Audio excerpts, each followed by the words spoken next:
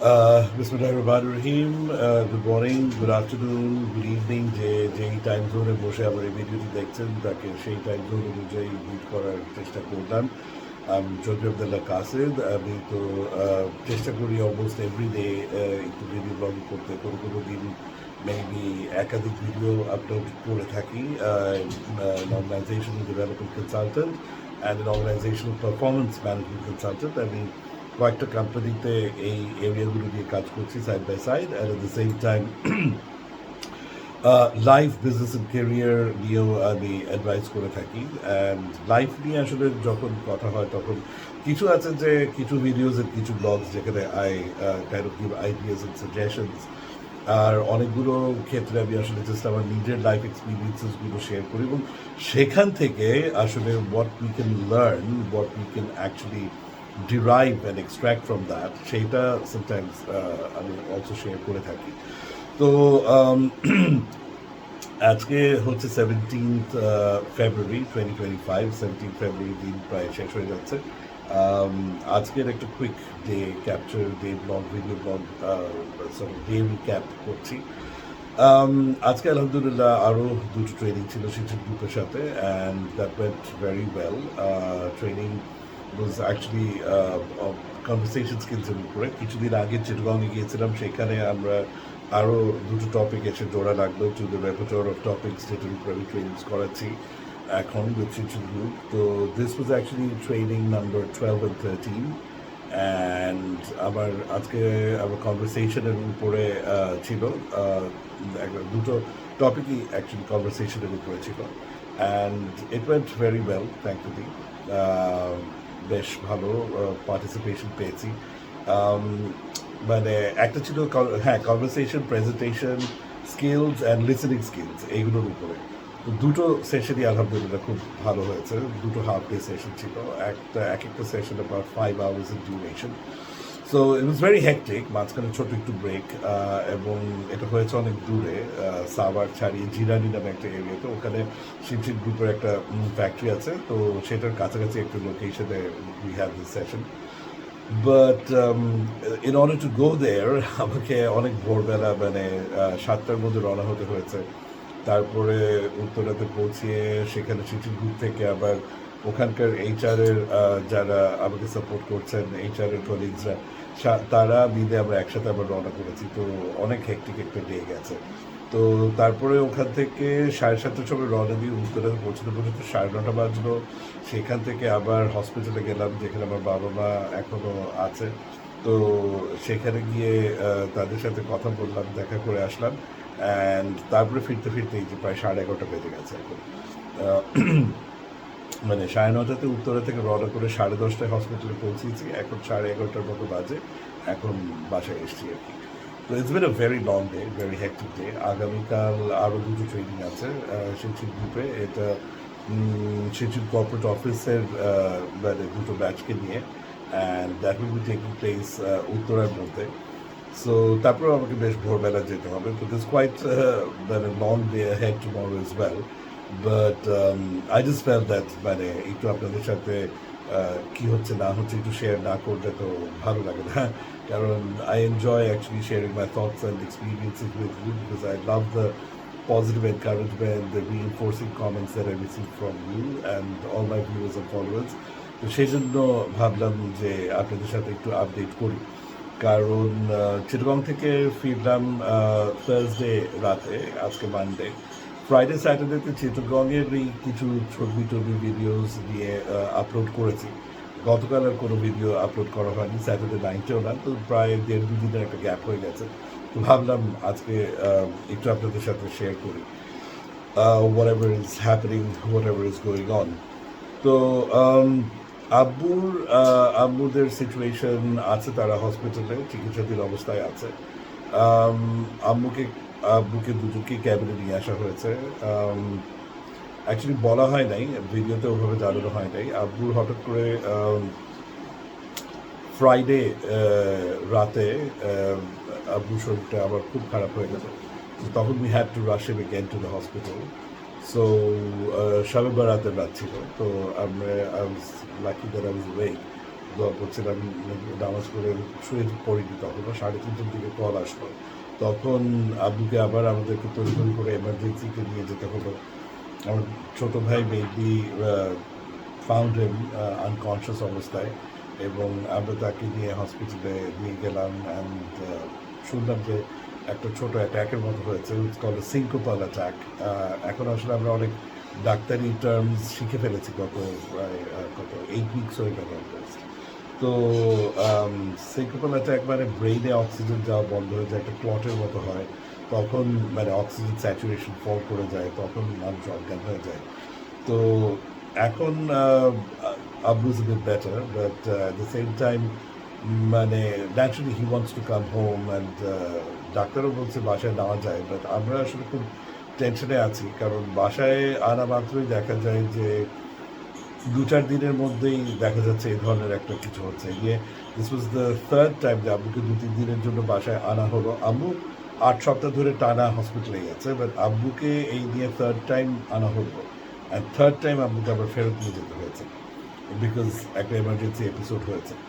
তো ওটাই আসলে মানে উই আর লিটল টেন্সড, আসলে we are not really sure যে আবার বাসায় আনার পরে আবার হঠাৎ করে যদি এরকম কোনো কিছু হয়, তো এর মধ্যে আমার ভাই আর আমি আবার অক্সিজেন সিলিন্ডার ইত্যাদি এগুলো কিনেও বাসায় সেট আপ করলাম আর কি, যে যাতে এমার্জেন্সি হলে we have some way to at least মানে একটু ইমার্জেন্সি সাপোর্ট যাতে দেওয়া সম্ভব হয়। অক্সিজেন স্যাচুরেশনটাই তো মোস্টলি প্রথমে ড্রপ করা শুরু করে, তো সেটা অন্তত আমরা যদি সাপোর্ট দিতে পারি বাসায়, তাহলে while ambulance is coming বা while other things are being done, এটা মানে কিছুটা হলেও একটা আমাদেরকে সাপোর্ট দিতে পারবে।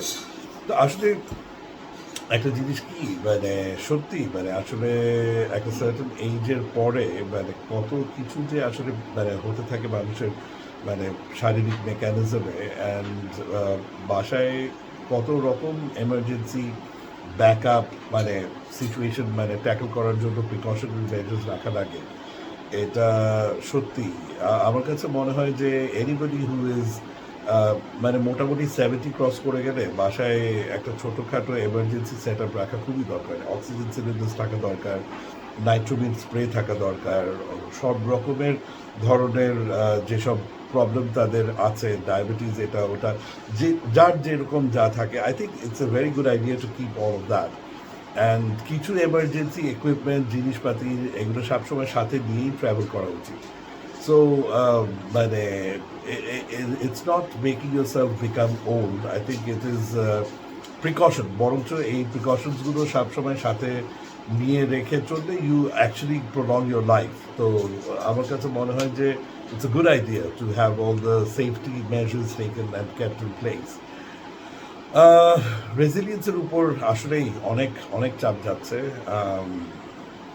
এখন আম্মুকে ইয়ে করা হলো, এইচডিউতে রাখা হলো কিছু সময়, তারপর আবার সিসিউতে নেওয়া হলো, তারপর এখন আবার ক্যাবিনে আনা হয়েছে, বাট ক্যাবিনে আসা মাত্রই দেখা যাচ্ছে যে আবারও অক্সিজেন স্যাচুরেশন কমে যাচ্ছে, নাকে অক্সিজেন দিয়ে রাখা হচ্ছে। তো পুরোপুরি আসলে সিচুয়েশনটা স্টেবল হচ্ছে না, ইটস রিয়েলি মানে আমাদের উপর অনেক লোড যাচ্ছে, and financial load is also there. And of course আমি যেটা আগেও শেয়ার করেছি যে একটা পার্টিকুলার ফিনান্সিয়াল ইনস্টিটিউশন তাদের কাছে আমাদের ফিক্সড ডিপোজিটগুলো আছে, ম্যাচিওর হয়ে গিয়েছে, সেগুলো রিলিজ করতে অনেক ডিফিকাল্টি আমাদেরকে পোহাতে হচ্ছে। তারপরেও দে আর কোঅপারেটিং, আস্তে আস্তে কিছু কিছু করে পেমেন্ট ছাড়ছে আলহামদুলিল্লাহ। বাট ন্যাচারালি মানে ইন দ্য মিন টাইম যখন তারা গ্যাপ দিচ্ছে, তখন এদিকে পেমেন্ট আমাদেরকে ক্যারি অন করতে হচ্ছে through various other sources and means, and that's big pressure on the family, on all of us, and that's just it. মানে lot of things আসলে কথা চলে আসে যে কেন আমাদের দেশে we don't have things like medical insurance আছে, বাট এত কমন না। আর আনফর্চুনেটলি মানে ম্যাক্সিমাম মানুষ মেডিকেল ইন্স্যুরেন্স বা এই ধরনের জিনিসপাতিগুলো ওভাবে করেও না। কিছু কর্পোরেট জবসের ক্ষেত্রে এটা হয়, মেডিকেল ইন্স্যুরেন্স করা হয়, বাট এগুলোর ভিতরে অনেক ফাঁকফোকর থাকে। মানে আমাদের এখানকার পলিসিগুলো অতটা ট্রান্সপারেন্ট না, এবং অনেক ক্ষেত্রেই লিমিটস থাকে, তারপর অনেক ক্ষেত্রেই থাকে যে মানে কাজ শেষ করে পে করে তারপরে রিইম্বার্সমেন্টের জন্য দেওয়া লাগে, and that takes time. Lot of things are there, মানে এত ইনকনভিনিয়েন্সেস চারিপাশে, মানে বলার মতো না আসলে। But yeah, but I really do think that everybody should also try and have medical insurance.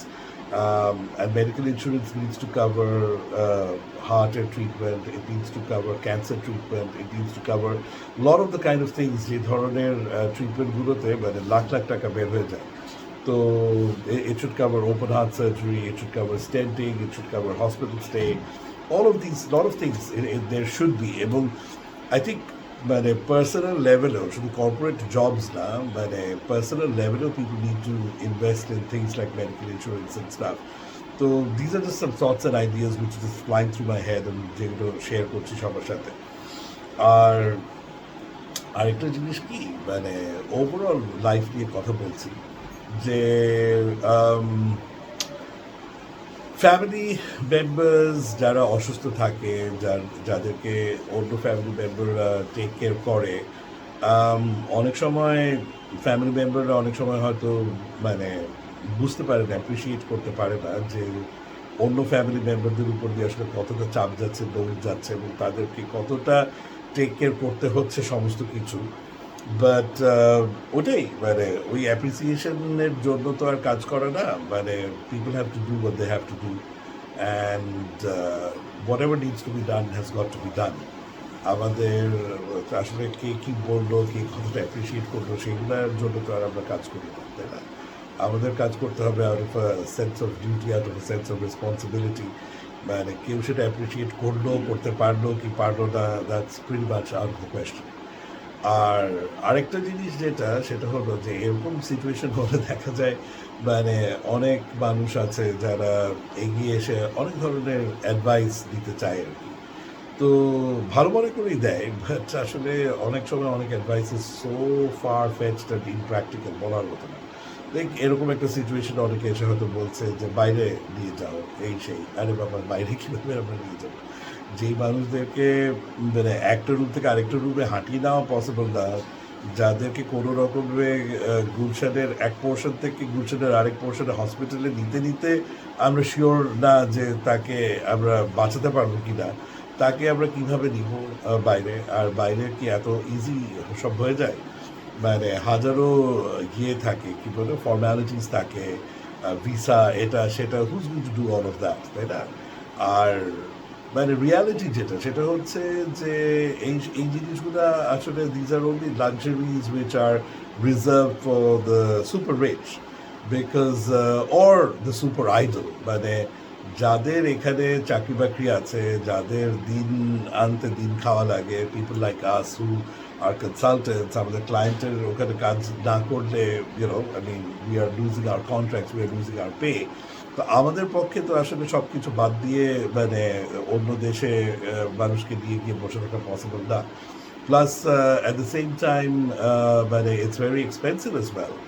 আর আমাদের এখানে অনেক মানুষ আছে অনেক বোকার মতো, আমি বোকা শব্দটাই বলবো, বোকার মতো কথাবার্তা বলে থাকে, যে মানে বাইরে নিয়ে গেলে এটা ওইখানকার টাকা, মানে ইন্ডিয়ার কোনো হসপিটাল বা ব্যাংককের থেকে বাংলাদেশ ইজ মোর এক্সপেন্সিভ।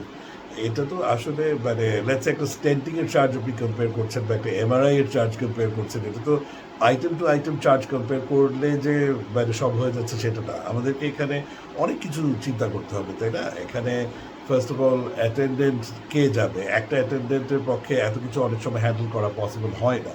এখানে দুইজন অসুস্থ, দুইজন মানে পুরো ফ্যামিলি সহ গিয়ে ওখানে থাকবে কোথায়? থাকার একটা কস্ট আছে, ফুডের একটা কস্ট আছে, তাই না? যাতায়াত, ট্রাভেলের একটা কস্ট আছে। এগুলো সব কিছু চিন্তা করলে ডেফিনেটলি ওই, এবং দের অ্যান অপরচুনিটি কস্ট। এখানে ইনকাম সব বন্ধ করে চাকরি বাকরি খুইয়ে এটা করা কি সম্ভব?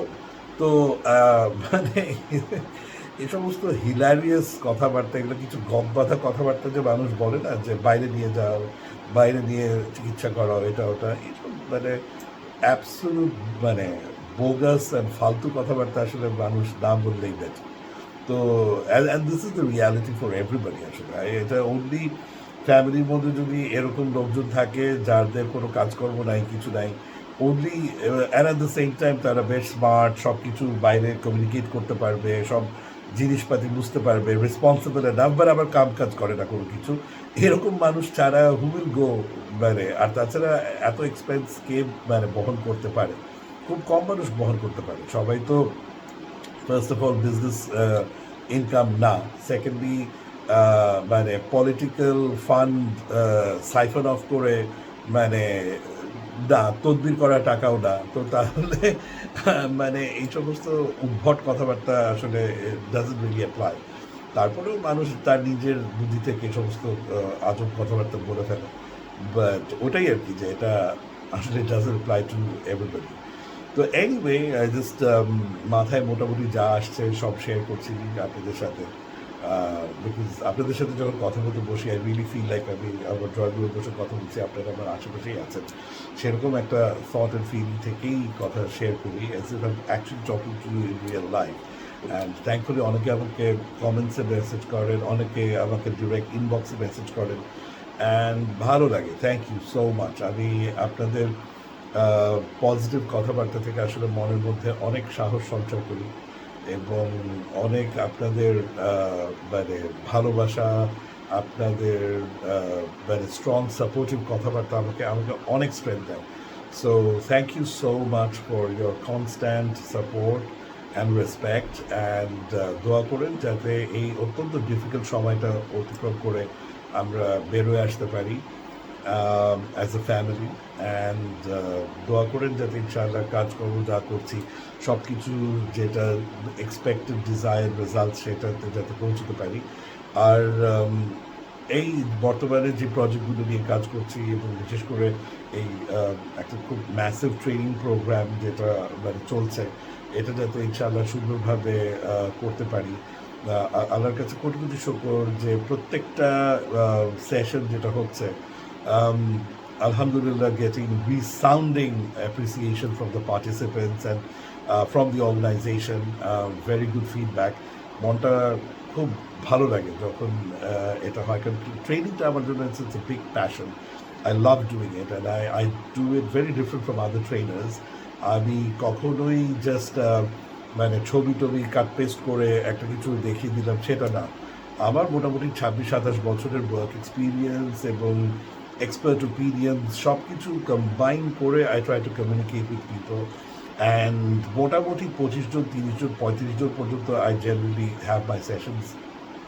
আমার সেখানে I try and make sure that every single person মানে তাদের অভিজ্ঞতা শেয়ার করে অন ভ্যারিয়াস অফ দ্য মানে sections that we cover in each session. তো তাতে যেটা হয় যে we have cross learning opportunity. তো আমিও তাদের থেকে নলেজ গেইন করছি, একে অপরের থেকে তারা নলেজ গেইন করছে।